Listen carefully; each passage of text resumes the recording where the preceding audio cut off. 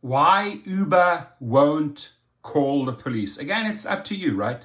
The company says it's up to you to keep yourself safe. And you know what? The fact is, we have to take our matters, our lives into our own hands, because these guys, they're not interested. As you can see, Uber won't call the police, right? You've got to have 911 ready. Hailing an Uber has become a routine part of people's lives.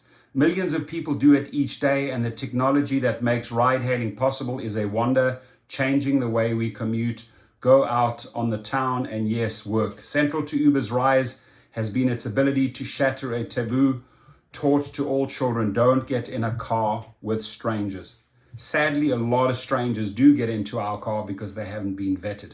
But the technology behind Uber cannot overcome the fact that every Uber ride hinges on getting into a vehicle with someone you know next to nothing about. You just don't know nothing about them. Why? Because they got on board, they're on board with a prepaid card, they got a gift card. You have no clue, ladies and gentlemen, who's in your car.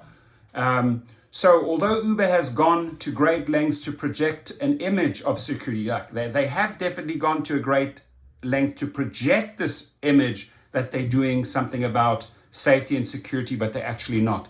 Saying that safety is at the heart of everything we do, the company has consistently placed a higher priority on protecting its own image. Thank you very much for speaking the truth. This journalist, this reporter, thank you, right? They're spending more time protecting their own image than actually doing what they say they do. And though it serves as an intermediary pairing riders with drivers, it claims virtually no direct responsibility for what happens on a trip, including accidents, assaults, and injuries. Amen. Thank you. When bad things do happen on a ride, drivers and passengers can speak with a team of Uber customer service agents internally called investigators, or specialized teams that don't exist, right, to describe what happened and seek help. Typically, with little to no background in trauma response, these workers address problems ranging from being overcharged up to accidents or assaults. They are given scripts.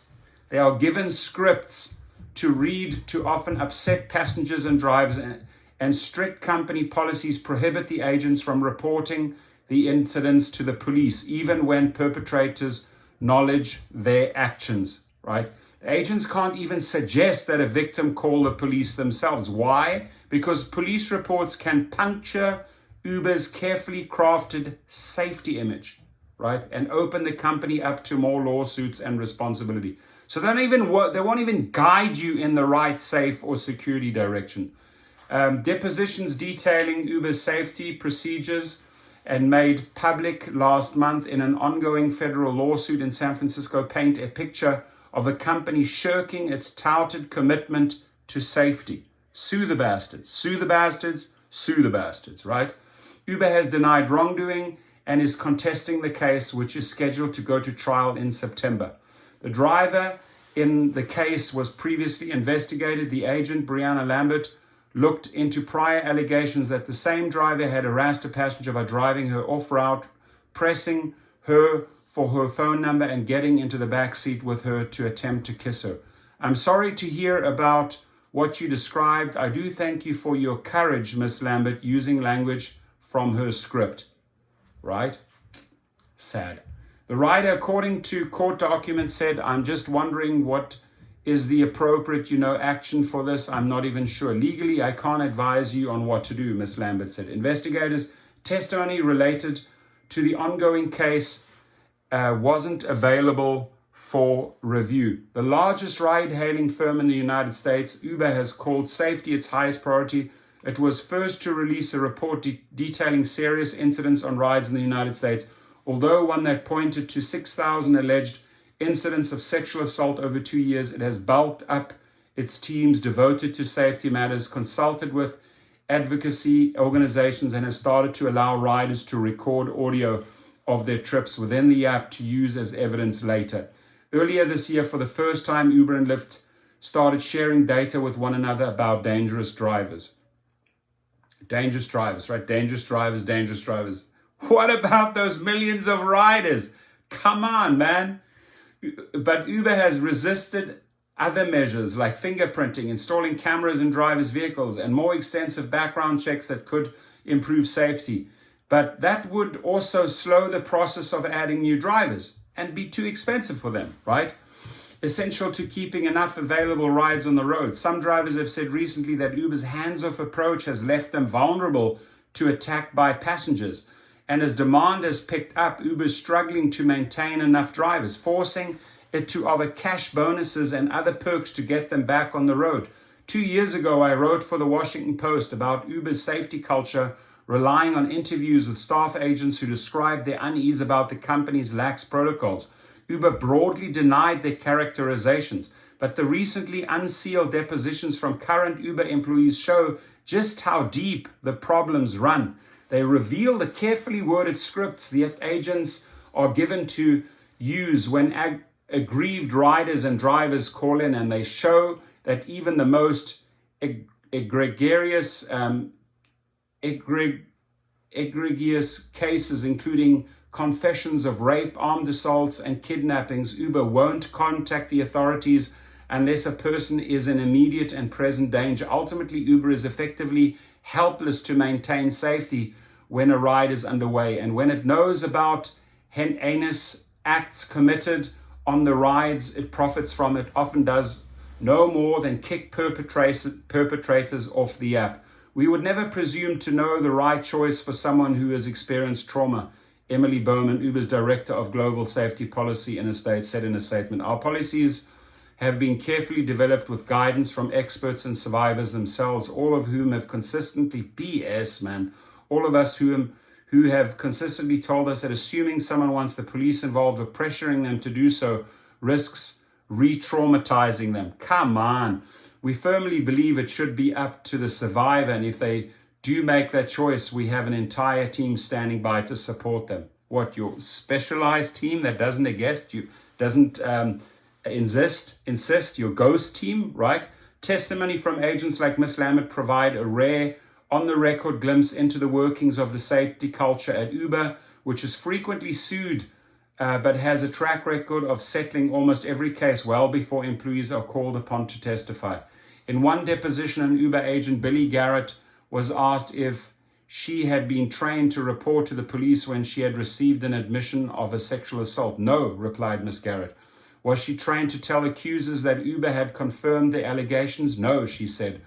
That was corroborated in testimony by Ms. Lambert and another deposed Uber agent, Wade Stormer. If Uber investigates a suspected rape committed by a driver and the driver is interviewed by Uber and admits to facts indicating that he did, in fact, commit a rape, would Uber report that person to the police? Another lawyer asked. "No," said Ms. Stormer. The Uber employees in the depositions did not respond to requests for further comment. Uber policy is to leave it entirely up to the victims to report potential crimes. It's disgusting. It's effing disgusting how this company operates, right? To report potential crimes committed during rides. But the testimony shows it hardly makes that clear. "We would not specifically tell them to go to the police," said Ms. Lambert. "If that was something that they wanted to do, we would provide them with the resources." Don't ask, don't tell, right? As a result, Uber may be aware of thousands of potentially dangerous drivers and riders in our communities, but it does not do all it can to ensure they are brought to justice. Only a third of rape allegations on Uber rides from 2017 to 2018 involved law enforcement, Uber's data shows. In her August deposition, Ms. Lambert, who now works in a different department for Uber, said that over the course of 19 months as an investigator, she fielded around 1,500 complaints, roughly 600 of which were allegations of sexual assault. It's not clear how many of those were verified. Uber in 2019 disclosed nearly 6,000 cases of sexual assault between 2017 and 2018 in the United States. A spokesman said some allegations are frivolous or attempts to get a refund, and so they don't appear in its safety report. Lyft, which has similar safety procedures but also hosts fewer rides, reported roughly 1,800 sexual assaults in 2018. In one instance discussed in the depositions, Ms. Lambert, when she was working with a safety investigator, petitioned her managers to allow her to report to the police the details of an assault on a driver by armed passengers. I wanted to reach out on behalf of this driver after hearing their statement of what happened, said Miss Lambert. It was emotional for me to hear at the time, just the given facts and all the phone calls that I had with all of the parties involved. She was told by supervisors that was not allowed. Her supervisors advised against this. This is Uber, my friends. This is the company we are driving for, right? Scumbags, scum of the effing earth, right? She was told by supervisors that was not allowed, and roughly 20 rape allegations Ms. Lambert investigated.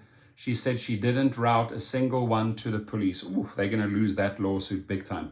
Ms. Stormer seemed to agree that Uber could be clearer with potential victims about the company's role in reporting a crime. A lawyer asked him, what harm can you imagine happening if the investigator had been trained to say simply, madam, just so you know, Uber is not going to report you to this to the police, to which Ms. Stormer replied, no harm. Would it be appropriate to tell a victim plainly that Uber is not going to report an incident to the police? He was then asked, that would be a good idea, he said. In cases in which a rider reached out to report a sexual assault, Uber states in the following up emails, we believe the decision to report to law enforcement is entirely up to you, according to a template sent by a spokesman. Victims' advocates told me there's a better way. If Uber cares about public safety as it claims, there is a public interest in getting sexual assailants off the streets, said Jane Manning. Get the scum off the streets. Get the scum riders and the scum drivers off the platform. But no. Don't report it. Don't share the information. Keep them going. Keep them harassing. Keep them raping. Keep them assaulting, right?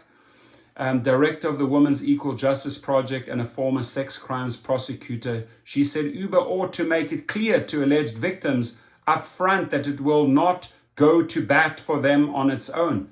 As Ms. Stormer said, Uber can change its scripts by offering to approach the police on victims' behalf, directing them to victims' advocates or helplines, or suggesting they seek legal counsel. Instead, our job is to keep the tone of our conversations with customers and drivers so that Uber is not held liable, a former investigator told me in 2019.